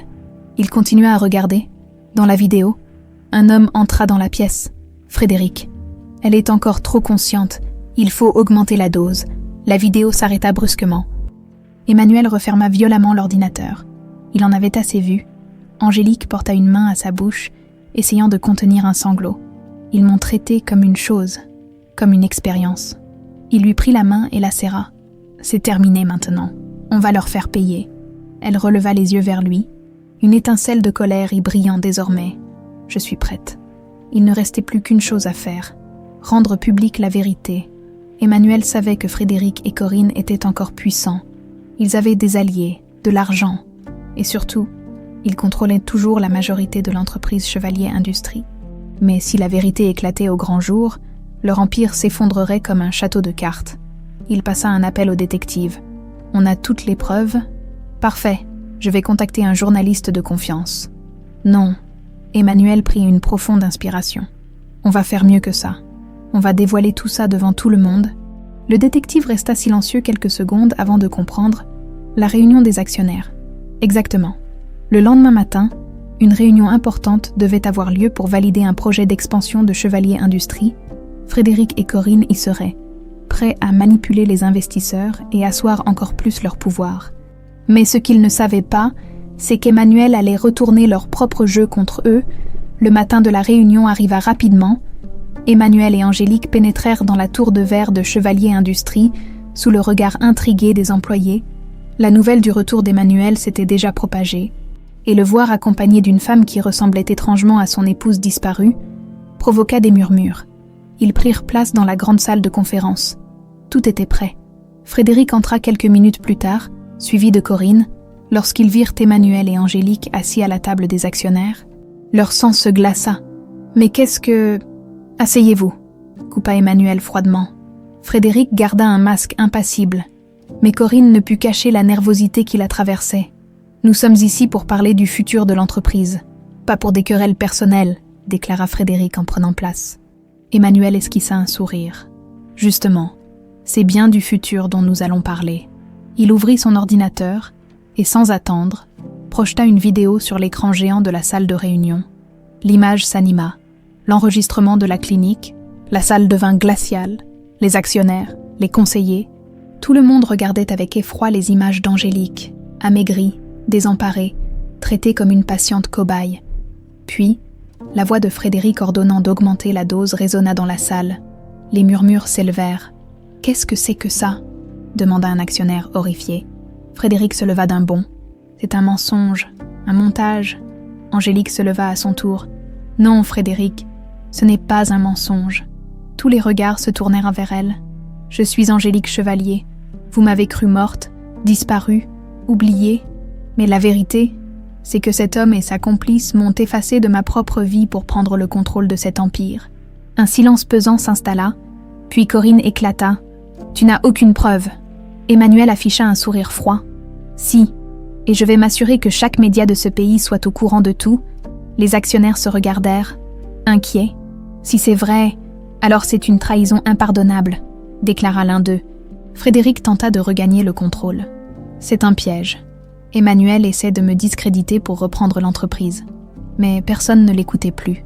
L'un des membres du conseil se leva. « Monsieur Benoît, nous allons exiger une enquête immédiate, et si ces accusations sont vraies, vous serez évincé sur le champ. » Frédéric comprit qu'il avait perdu. Non. Il saisit un verre sur la table et le jeta contre le mur, son masque de froideur s'effondrant totalement. « Vous croyez vraiment qu'Emmanuel est un saint ? Il n'a rien vu venir pendant 9 ans. Il a cru que sa femme était morte et a continué à vivre comme si de rien n'était. » Mais ces paroles étaient inutiles. Corinne, sentant la fin arriver, tenta une dernière carte. « Frédéric, on doit partir, maintenant. » Mais les portes de la salle s'ouvrirent brutalement. 2 policiers pénétrèrent dans la pièce. « Frédéric Benoît, Corinne Laroche, vous êtes en état d'arrestation pour enlèvement. Fraude et conspiration criminelle. » Un rictus de panique déforma le visage de Corinne. « Non, ce n'est pas possible. » Frédéric se leva d'un bond, mais les agents le plaquèrent immédiatement contre la table. Le bruit des menottes se refermant sur ses poignets fut la dernière note de son règne. Emmanuel se leva, posa une main dans le dos d'Angélique et murmura « C'est fini ». Elle hocha la tête, mais ses yeux restaient fixés sur Frédéric qui, pour la première fois, paraissait terrifié. « Non, Emmanuel, ce n'est que le début de notre nouvelle vie. » La salle de réunion s'était vidée progressivement. Ne laissant derrière elle que le murmure des conversations chuchotées et l'écho des derniers pas sur le parquet ciré, Frédéric et Corinne avaient été emmenés par la police, leurs visages marqués par la chute soudaine de leur empire. Mais pour Emmanuel et Angélique, ce n'était pas une victoire triomphale. C'était la fin d'un cauchemar, mais aussi le début d'une nouvelle épreuve. Emmanuel posa une main protectrice sur le dos d'Angélique, alors qu'ils quittèrent la salle. Elle n'avait pas prononcé un mot depuis l'arrestation de ses bourreaux. Son visage était impassible, mais il savait que derrière cette façade se cachèrent des émotions en plein tourment. « On devrait rentrer », murmura-t-il. Elle hocha la tête, les traits tendus, et le suivit sans un mot. Le trajet jusqu'à la demeure d'Emmanuel se fit en silence. La nuit commençait à tomber, peignant Paris de lumière tamisée et d'ombres mouvantes, lorsqu'ils franchirent enfin le portail de la vaste propriété. Un sentiment étrange s'installa entre eux. C'était ici qu'ils avaient vécu, ri, aimé, et pourtant, pour Angélique, tout cela était encore un territoire inconnu. Elle descendit lentement de la voiture, scrutant l'imposante façade du château familial. « J'ai l'impression de voir une peinture au lieu d'un souvenir. » Emmanuel se tourna vers elle, cherchant ses mots. « C'est chez toi, Angélique. C'était notre maison. » Elle hocha la tête, mais son regard restait distant. « Peut-être, mais je ne le ressens pas encore. » Il comprenait, rien ne pouvait effacer 9 ans d'absence, et un esprit brisé par des manipulations, il lui ouvrit la porte et la laissa entrer en premier. L'intérieur du manoir était resté intact, comme figé dans le temps. Les meubles luxueux, les tableaux accrochés au mur, l'odeur subtile du bois ciré. Tout cela formait un décor familier à Emmanuel. Mais pour Angélique, c'était étranger. Elle fit quelques pas dans le vaste hall d'entrée, sa main effleurant la rampe en bois de l'escalier. Puis, soudain, elle s'arrêta. Son regard se figea sur un piano à queue, placé près de l'immense baie vitrée donnant sur le jardin. Elle s'en approcha lentement, sa respiration se coupant légèrement. Elle s'assit sur le banc sans même s'en rendre compte, et, instinctivement, posa ses doigts sur les touches. Un premier son résonna dans la pièce, puis un autre. Elle joua quelques notes hésitantes, puis s'arrêta brusquement. « Je connais cette mélodie », murmura-t-elle, la voix tremblante. Emmanuel s'approcha doucement. « C'était ta préférée. Tu la jouais souvent. Surtout quand tu étais préoccupée. » Elle resta figée, les mains sur le clavier. Puis, comme un murmure venu du passé, elle se mit à jouer. Les notes hésitantes devinrent plus sûres, plus fluides. La mélodie prenait vie sous ses doigts. Elle ne savait pas d'où cela venait, mais son corps se souvenait. Emmanuel sentit son cœur se serrer. C'était la première fois qu'il voyait une lueur de reconnaissance réelle dans ses yeux. Lorsqu'elle termina, elle resta un instant immobile, les mains tremblantes sur les touches. « Je crois que je commence à me souvenir. » Il se pencha doucement vers elle. « C'est un début. » Elle leva les yeux vers lui, cherchant une encre dans cette mer de confusion. « Mais si je me souviens de certaines choses, pourquoi d'autres restent floues? Ton esprit a été forcé d'oublier. Maintenant qu'il se réveille, il ne peut pas tout te rendre d'un coup. » Elle baissa la tête. « Et si je n'étais plus la même? Si la femme que j'étais avant n'existait plus? » Il lui prit la main avec douceur. « Tu es toujours toi, Angélique. Peu importe ce que tu as traversé. Tu es là. C'est tout ce qui compte. » Un silence s'installa entre eux. Mais cette fois, il n'était pas pesant. Il était chargé de choses non dites, d'émotions contenues, d'un amour qui n'avait jamais cessé d'exister. Les jours suivants furent un équilibre fragile entre le passé et le présent. Emmanuel prenait soin d'Angélique, lui montrant des photos, lui racontant des histoires sur leur vie ensemble. Parfois, cela déclenchait un souvenir en elle. Parfois non, mais petit à petit, des fragments revenaient. Un matin, elle se souvint de leur premier voyage en Italie. Un autre jour, elle reconnut l'odeur de son parfum préféré. Et une nuit, elle murmura dans son sommeil « Emmanuel, ne me laisse pas ». Lorsqu'il l'entendit, il sut que même si elle ne se souvenait pas de tout, une part d'elle savait que son cœur appartenait toujours à lui. Un soir, alors qu'ils étaient dans le salon, elle posa un regard sérieux sur lui. « Je veux récupérer ma vie. » Il sourit doucement. « Tu es sur la bonne voie. »« Non, je veux récupérer toute ma vie. » Elle prit une inspiration tremblante. « Je veux retourner à notre chambre. » Emmanuel sentit une chaleur douce, mais aussi une certaine crainte. « Tu es sûre ?» Elle hocha la tête. « Si je veux me souvenir, je dois affronter ce que j'ai oublié. » Il se leva et tendit la main vers elle. « Alors allons-y. » Lorsqu'ils ouvrirent la porte de leur ancienne chambre, Angélique fut frappée par une sensation étrange. L'air était lourd de souvenirs invisibles. Les meubles n'avaient pas changé. Un cadre photo sur la commode montrait une image d'eux, heureux, insouciants. Elle s'approcha lentement du lit, effleurant la couverture du bout des doigts. Puis, tout à coup, une image la frappa de plein fouet. Elle recula brusquement, le souffle coupé. Un souvenir venait de ressurgir. Une voix, un visage. Frédéric. Elle se vit, il y a 9 ans, dans cette même chambre. Il était là. Il lui disait quelque chose. Elle porta une main à sa tête, étourdie. « Angélique » s'inquiéta Emmanuel. Elle leva les yeux vers lui, terrifiée. « Je me souviens... » Un frisson parcourut son échine. « Je me souviens de la nuit où j'ai disparu. » Et cette révélation, elle le savait, n'était que le début d'une vérité bien plus sombre. Angélique resta figée, le regard perdu dans le vide.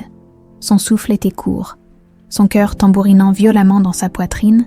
Emmanuel, lui, observait chaque micro-expression sur son visage. Conscient que ce moment était décisif, elle venait de récupérer une pièce essentielle de son passé. « Angélique, qu'est-ce que tu as vu ?» demanda-t-il doucement, comme s'il avait peur de briser quelque chose de fragile. Elle porta une main tremblante à ses tempes, une douleur sourde irradiant dans sa tête. « Frédéric » murmura-t-elle. « Il était là, cette nuit-là. » Emmanuel se tendit, ses poings se serrant malgré lui. « Continue. » Angélique ferma les yeux un instant, essayant de rassembler les morceaux d'un souvenir brisé. « Je me vois ici, dans cette chambre. C'était tard. Tu n'étais pas là. » Il hocha la tête. Cette nuit-là, il se souvenait avoir été retenu à une réunion importante à l'étranger. Frédéric est entré. Sa voix se fit plus rauque. Il était nerveux, agité. Il a essayé de me convaincre que tu me trompais, que tu avais une liaison avec une autre femme et que tu voulais te débarrasser de moi. Emmanuel sentit une fureur glaciale monter en lui. Il t'a menti.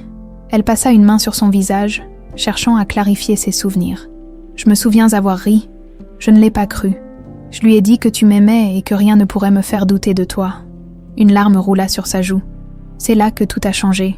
Elle inspira profondément. Il est devenu fou de rage. Il m'a attrapé par le bras, m'a secoué. Je me suis débattue. J'ai essayé de fuir, mais elle porta une main tremblante à sa gorge. Il m'a injecté quelque chose. Un silence lourd s'abattit dans la pièce. Emmanuel sentit un frisson d'horreur parcourir son échine. « Il t'a drogué ?» murmura-t-il, sa voix chargée d'une colère incontrôlable. Angélique hocha la tête, les yeux embués de larmes. Tout est devenu flou après ça. Je me souviens d'avoir perdu mes forces. Je ne pouvais plus me défendre. Elle porta une main à sa bouche, étouffant un sanglot. Puis, je me suis réveillée ailleurs. Emmanuel prit une profonde inspiration, essayant de contrôler la rage et la douleur qui se disputaient en lui. « Tu sais où il t'a emmené ?» Elle secoua lentement la tête. « Non, tout est noir après ça. » Il posa une main sur la sienne. « Mais maintenant, on sait. » Elle releva les yeux vers lui, remplie d'un mélange de peur et de détermination. « Je veux qu'il paie pour tout ça. » Le lendemain matin, Emmanuel était assis devant son ordinateur, explorant les dossiers laissés par le docteur Moreau. Angélique dormait encore, épuisée par la charge émotionnelle de la veille. Mais lui, il ne pouvait pas dormir. Il avait besoin de réponses. Il ouvrit un document intitulé « Projet effacement, sujet 1432 » et parcourut les lignes avec une intensité fébrile.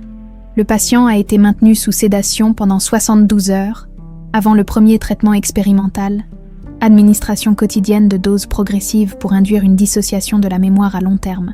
Il sentit une nausée monter.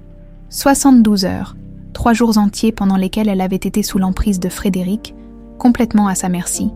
Il continua à lire. Test de réponse aux stimuli, réussite partielle. Le patient ne réagit pas aux souvenirs visuels, mais conserve des réflexes inconscients. Ex, musique, parfum. Risque de récupération spontanée si exposition prolongée aux éléments du passé. C'était donc ça. Ils avaient tenté d'effacer son passé. Mais certains souvenirs étaient restés enfouis. C'est pour ça qu'elle s'était souvenue du piano, qu'elle avait réagi en voyant certaines images. Et surtout, c'est pour ça que Frédéric et Corinne avaient tout fait pour la garder à l'écart d'Emmanuel, parce qu'ils savaient que s'ils la retrouvaient, tout reviendrait. Il ferma violemment l'ordinateur, inspirant profondément. C'était terminé. Il n'allait plus attendre. Il attrapa son téléphone et composa un numéro. « Ici Emmanuel Chevalier. J'ai une information capitale pour l'enquête sur Frédéric Benoît. Il ne s'agit plus seulement d'une fraude, mais d'un crime bien plus grave. » Quelques heures plus tard, un commissaire de police se trouvait dans le salon du manoir Chevalier.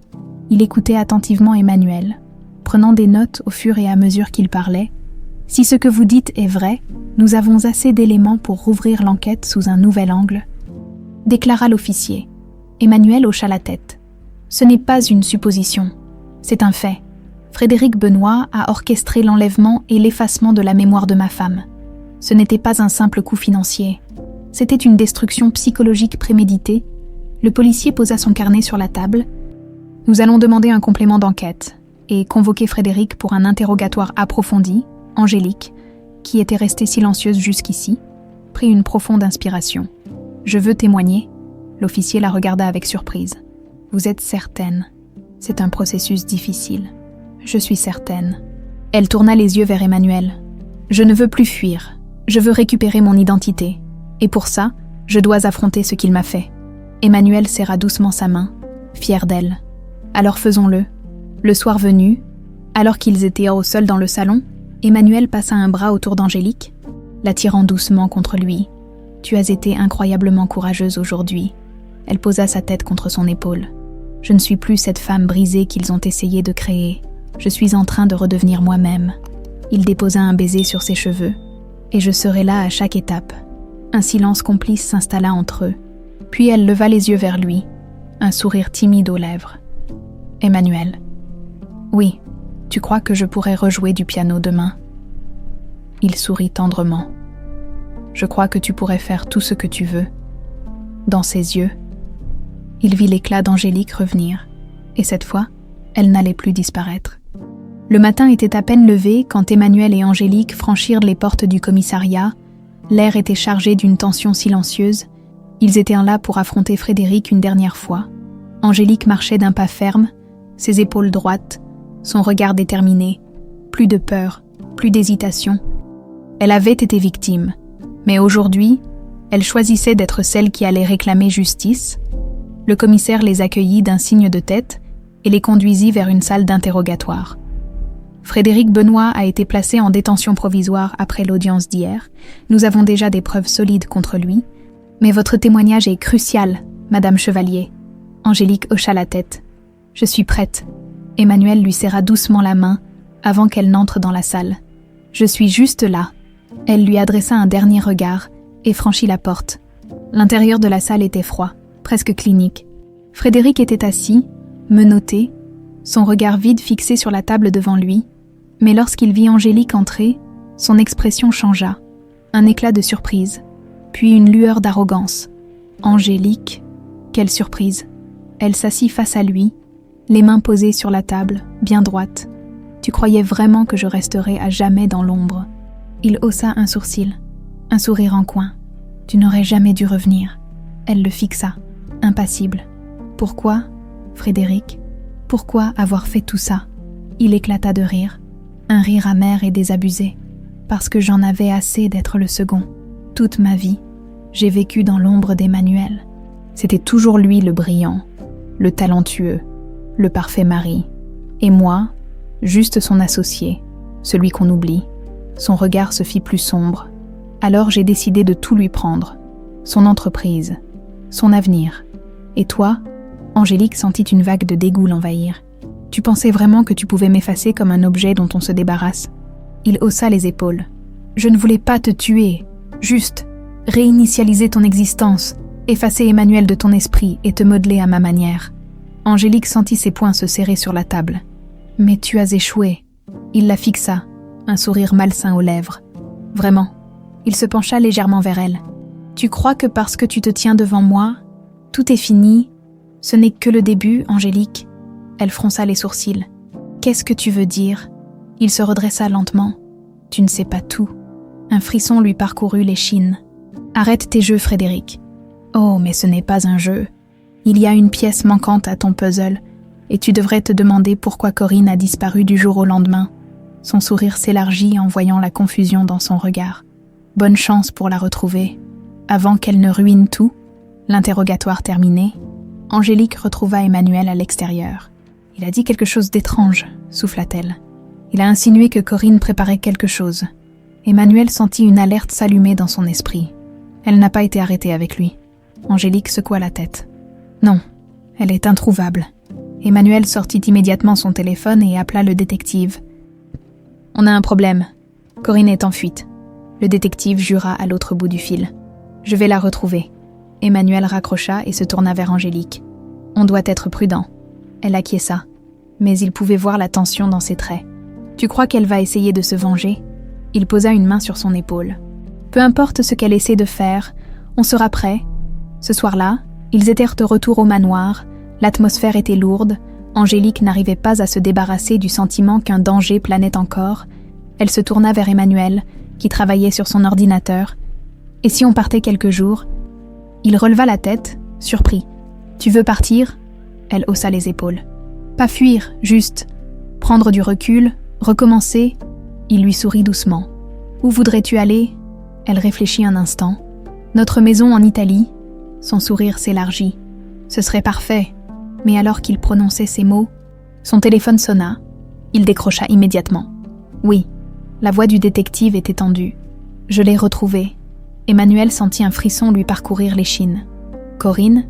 Oui. Un silence, puis une phrase qui changea tout. Elle a pris un vol pour l'Italie. Le regard d'Emmanuel croisa celui d'Angélique. Ils comprirent en même temps. Elle sait où nous allons. Un silence pesant tomba dans la pièce. Puis, Angélique murmura. Alors allons-y avant elle. Il savait que le jeu n'était pas terminé. Corinne n'allait pas disparaître sans un dernier coup, mais cette fois, il serait prêt à l'affronter. L'avion atterrit à l'aéroport Marco Polo, dans un silence presque solennel. Emmanuel et Angélique descendirent de l'appareil sous un ciel légèrement voilé, une brise vénitienne caressant leur visage. L'Italie aurait dû représenter un nouveau départ, un lieu de renaissance après tant d'années perdues. Mais ils savaient qu'ils n'étaient pas seuls. Corinne était quelque part dans cette ville, et ils ne savaient pas ce qu'elle préparait. Emmanuel resserra sa prise sur la main d'Angélique. Lorsqu'ils montèrent dans un taxi fluvial en direction de leur maison, le trajet à travers les canaux se fit en silence. Chacun perdu dans ses pensées. « Je me souviens de cet endroit », murmura Angélique en observant les façades anciennes, les reflets de l'eau miroitant sur les murs décrépits. Emmanuel la regarda, un faible sourire aux lèvres. « C'était ton endroit préféré. Tu disais toujours que Venise était un tableau vivant. » Elle hocha la tête, puis inspira profondément. Mais cette fois, je ne ressens pas la même paix. Ils comprenaient. Ils étaient traqués. Lorsqu'ils arrivèrent devant leur villa en bord de canal, Emmanuel balaya les alentours du regard. Rien d'anormal. Mais il savait que Corinne n'était pas loin. Il ouvrit la porte et laissa Angélique entrer en premier. L'intérieur était tel qu'il l'avait laissé il y a 9 ans. Une odeur de bois et de mer emplissait l'espace. « Tout est resté intact », murmura Angélique en effleurant une table. Emmanuel ferma la porte derrière eux et activa discrètement le système de sécurité qu'il avait fait installer des années plus tôt. « On ne prendra aucun risque. » Elle hocha la tête, bien consciente que cette maison pouvait aussi être un piège. La nuit tomba sur Venise, les rues se vidant peu à peu des touristes. L'heure du face-à-face approchait. Emmanuel était assis dans le salon, les yeux rivés sur son ordinateur. Il parcourait les caméras de surveillance qu'il avait installées autour de la maison. « Rien pour l'instant », murmura-t-il. Mais une angoisse sourde pesait sur lui. Corinne ne les aurait pas suivis ici sans un plan. Il se leva et alla retrouver Angélique sur la terrasse donnant sur le canal. Elle était là, assise sur un banc en pierre, son regard perdu dans l'eau sombre. « Tu devrais te reposer », dit-il doucement, en s'asseyant à côté d'elle. Elle secoua la tête. « Je ne peux pas tant que tout ça ne sera pas terminé. » Il posa une main sur la sienne. « Ça le sera bientôt. » Elle tourna son visage vers lui, une lueur de détermination dans les yeux. « Tu crois qu'elle essaiera de nous tuer ?» Il soupira. Corinne est imprévisible, mais elle sait que, maintenant que tout est dévoilé, elle n'a plus rien à perdre. Angélique inspira profondément, puis hocha la tête. « Alors soyons prêts. » Aux alentours de minuit, un bruit léger retentit à l'extérieur. Emmanuel et Angélique se figèrent. Il attrapa son arme qu'il avait discrètement rangée dans un tiroir, puis se dirigea vers l'entrée. Son souffle calme et contrôlé. Un cliquetis de serrure. Quelqu'un tentait de forcer la porte. Il échangea un regard avec Angélique, qui se tenait à quelques pas derrière lui. Elle n'avait plus peur. Soudain, un craquement. Puis la porte s'ouvrit doucement. Corinne entra, vêtue de noir, une lueur sauvage dans le regard. Elle tenait une arme. « J'ai toujours su que vous viendriez ici », murmura-t-elle en avançant dans la pièce. Emmanuel leva son arme à son tour. « Pose ça, Corinne, c'est terminé. » Elle éclata de rire. « Terminé. Tu crois que c'est aussi simple? Vous m'avez tout pris. Vous m'avez humiliée. » Angélique s'avança lentement. « Non, Corinne. C'est toi qui nous as tout pris. Tu as aidé Frédéric à me détruire, à voler ma vie. » Corinne serra les dents, son regard se durcissant. « Je voulais une vie que je méritais. Et toi, tu avais tout. Tu n'étais qu'une pauvre fille chanceuse qui a eu un mari riche et aimant. Et moi, qu'est-ce que j'avais? Rien. » Elle pointa son arme directement sur Angélique. « Et je refuse de vous laisser gagner. » Emmanuel sentit chaque muscle de son corps se tendre. « Tu as déjà perdu, Corinne. Tu crois que tuer Angélique changera quoi que ce soit? » Elle resta silencieuse un instant, les mains tremblantes. Puis, d'un mouvement rapide, elle détourna son arme vers Emmanuel et appuya sur la détente. Un coup de feu éclata dans la nuit. Angélique hurla, mais ce ne fut pas Emmanuel qui tomba. Corinne recula, titubante, une tache de sang s'élargissant sur sa poitrine. Derrière elle, un policier abaissa son arme. « Ne bougez plus, Madame Laroche. » Les sirènes retentirent au loin. Corinne tomba à genoux, son visage se tordant en un rictus amer. « Non, non !» Puis, elle s'effondra. Tout était fini. Angélique resta figée, regardant le corps inerte de Corinne, puis Emmanuel, qui s'approcha d'elle. Il posa ses mains sur ses bras, la forçant à le regarder. « C'est fini, Angélique. » Elle cligna plusieurs fois des yeux. comme si elle avait du mal à assimiler la réalité. Puis, enfin, elle inspira profondément et hocha lentement la tête. « Oui, c'est fini. » Elle leva une main et effleura le visage d'Emmanuel. « Et nous sommes encore là. » Il lui sourit doucement. « Oui, nous sommes encore là. » Elle se blottit contre lui, fermant les yeux, laissant enfin le passé derrière elle. Venise leur avait apporté une dernière bataille, mais elle leur offrait maintenant un nouveau départ. Le lendemain matin, Venise était baignée d'une lumière douce et dorée. Comme si la ville elle-même voulait annoncer la fin d'une tempête, Angélique se tenait sur la terrasse de leur villa, les yeux perdus dans l'horizon brumeux. Tout était enfin terminé. Frédéric était en prison. Corinne n'était plus une menace. Mais malgré la fin de cette longue épreuve, un étrange vide s'installait en elle. Que faisait-on quand on avait vécu tant d'années dans l'ombre et que la lumière revenait enfin? Emmanuel la rejoignit, une tasse de café à la main. Il l'observa en silence, avant de poser une main légère sur son épaule. « À quoi penses-tu » Elle hésita, puis tourna la tête vers lui. « Je devrais être soulagée. Heureuse, mais j'ai l'impression de flotter, comme si je n'avais plus de repères. » Il hocha lentement la tête. « C'est normal. Ce que tu as vécu ne disparaît pas du jour au lendemain. Mais tu as gagné, Angélique. Tu as repris ta place. » Elle baissa les yeux vers sa main, jouant distraitement avec la bague qu'elle portait. « Je suis revenue. Oui, mais suis-je toujours la même ?» Emmanuel ne répondit pas immédiatement. Il savait que cette question était la plus importante de toutes. Angélique avait changé. Il ne pouvait pas s'attendre à retrouver exactement la femme qu'il avait perdue. Peu importe ce que tu as traversé, peu importe ce que tu ressens aujourd'hui. Ce qui compte, c'est ce que tu veux maintenant. Elle le regarda, cherchant à déchiffrer ce qu'il voulait dire. « Et que veux-tu, toi » murmura-t-elle. Il lui prit doucement la main et effleura la bague à son doigt. « Je veux tout recommencer avec toi, mais seulement si c'est aussi ce que tu veux. » Un silence suspendu entre eux, Angélique inspira profondément. « J'ai envie d'apprendre à me connaître à nouveau. J'ai envie de redécouvrir la femme que j'étais, mais aussi celle que je suis devenue. » Et elle s'interrompit, cherchant ses mots. « Je veux redécouvrir l'amour avec toi, pas comme une mémoire à raviver, mais comme quelque chose de nouveau. » Un sourire sincère s'étira sur le visage d'Emmanuel. « Alors, commençons par là. » Il se leva et tendit la main vers elle. « Viens. » Elle arqua un sourcil. « Où allons-nous ? Nous allons célébrer cette nouvelle vie. » Quelques heures plus tard, ils marchèrent dans les rues pavées de Venise, se laissant porter par l'atmosphère vibrante de la ville. C'était un étrange contraste. Il y a encore quelques jours, ils étaient traqués, menacés, et maintenant, ils redevenaient simplement Emmanuel et Angélique. Ils s'arrêtèrent devant une petite place où un musicien jouait du violon. La mélodie flottait dans l'air, douce et mélancolique. Angélique ferma les yeux un instant. Un souvenir la frappa. Elle se vit, il y a longtemps, dans cette même place, une coupe de vin à la main, riant avec Emmanuel. Elle portait une robe d'été légère, et il la regardait avec cet amour profond qu'elle ressentait encore aujourd'hui. Elle ouvrit les yeux, son cœur battant plus fort. « Nous sommes déjà venus ici, n'est-ce pas ?» Emmanuel sourit. « Oui, tu m'avais dit que c'était ton endroit préféré à Venise. » Elle observa autour d'elle, redécouvrant chaque détail. Puis, elle se tourna vers lui. « Alors, faisons de nouveaux souvenirs ici. » Il lui tendit la main. « Danse avec moi. » Elle hésita, regarda autour d'eux.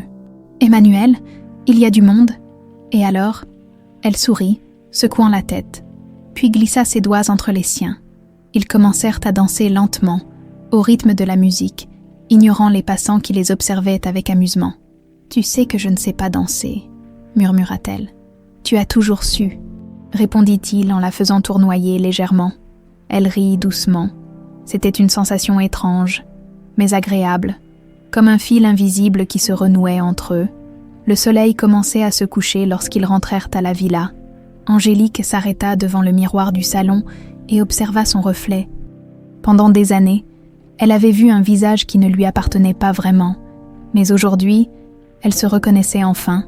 Elle se tourna vers Emmanuel. « Je suis prête. » Il s'approcha lentement, cherchant dans son regard ce qu'elle voulait dire. « Prête pourquoi ?» Elle posa une main sur sa poitrine, là où son cœur battait fort. « À vivre. Il sourit doucement et posa son front contre le sien. « Alors vivons. » Ils s'embrassèrent doucement, non pas comme des amants d'un passé retrouvé, mais comme deux âmes qui choisissaient à nouveau de s'aimer, sans peur ni regret. Venise avait été un lieu de douleur. Mais aujourd'hui, elle devenait le premier chapitre de leur renaissance. Quelques semaines s'étaient écoulées depuis leur retour de Venise. Paris avait retrouvé son effervescence habituelle. Mais pour Angélique, tout semblait différent. Ce n'était pas la ville qui avait changé. C'était elle. Les jours passaient, dans un équilibre étrange entre passé et présent. Elle redécouvrait des endroits familiers, des objets qui faisaient la partie de son ancienne vie. Mais même si elle retrouvait des fragments de mémoire, elle savait qu'elle ne serait plus jamais exactement la même femme qu'avant. Et c'était peut-être mieux ainsi. Un matin, en explorant une armoire dans sa chambre, elle tomba sur une boîte en bois, gravée de ses initiales. Son cœur battit plus vite lorsqu'elle l'ouvrit. À l'intérieur, une collection de lettres soigneusement pliées. Elle les prit en main et en déplia une. « Mon amour, chaque jour loin de toi me semble une éternité. Il n'y a pas un matin où je ne me réveille pas en comptant les heures avant de te revoir. Tu es mon plus grand bonheur, mon souffle, mon évidence. Je ne sais pas comment j'ai eu la chance de croiser ton chemin, mais je remercie chaque jour le destin de t'avoir mise sur ma route, Emmanuel. » Une larme roula sur sa joue. « Tu les avais gardées ?» murmura-t-elle. Elle ne l'avait pas entendu entrer. « Bien sûr que je les ai gardées », répondit Emmanuel en s'adossant à l'encadrement de la porte. Elle releva la tête vers lui, les yeux brillants. « Pourquoi ?»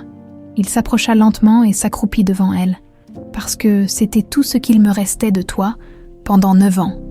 J'ai vécu avec ton absence. » Et ces lettres, c'était la seule preuve que notre amour avait existé. Angélique ferma les yeux un instant, submergée par l'émotion. « Je suis désolée. » Il prit sa main entre les siennes. « Tu n'as pas à t'excuser. Ce n'était pas de ta faute. Ce qui compte, c'est qu'aujourd'hui tu es là. » Elle plongea son regard dans le sien. « Mais suis-je vraiment la même femme que celle qui a écrit ces lettres ?» Il caressa doucement son visage. « Tu es toujours toi, Angélique, et peu importe ce qui a changé.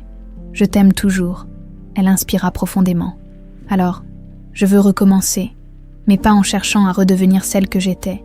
Je veux construire quelque chose de nouveau. » Il sourit. « Alors construisons ensemble. » 6 mois plus tard, le soleil doré de la Toscane baignait les collines vallonnées, illuminant les vignes à perte de vue. Un nouveau chapitre s'écrivait. Emmanuel et Angélique avaient décidé de s'éloigner de Paris pendant quelque temps. La Toscane représentait pour eux une parenthèse, un endroit pour se retrouver loin des souvenirs sombres. Angélique était assise sur la terrasse de leur villa louée, un livre entre les mains, tandis qu'Emmanuel s'affairait près du barbecue. « Je crois que tu es meilleur en affaires qu'en cuisine », lança-t-elle, amusée. Il releva la tête, faussement vexé. « Ah oui, attends de goûter mon chef-d'œuvre. » Elle éclata de rire et se leva pour le rejoindre. « Et si je t'aidais au lieu de me moquer de toi ?» Il sourit et l'attira doucement contre lui. « Tu es déjà le meilleur ingrédient de cette soirée. » Elle leva les yeux au ciel. C'était très cliché, mais ça a marché. Elle rit de bon cœur, et il l'embrassa tendrement sur le front. « Je suis heureux de te voir ainsi. » Elle inspira profondément, regardant autour d'elle. « Moi aussi, pour la première fois depuis longtemps. Je me sens bien. » Il caressa sa joue avec tendresse. Alors ça valait la peine d'attendre. Un silence doux s'installa entre eux, rythmé par la brise légère de l'été. Puis, Angélique prit une grande inspiration. « Emmanuel ? » ?»« Oui, j'ai pris une décision. » Il fronça légèrement les sourcils. « Quelle décision ?»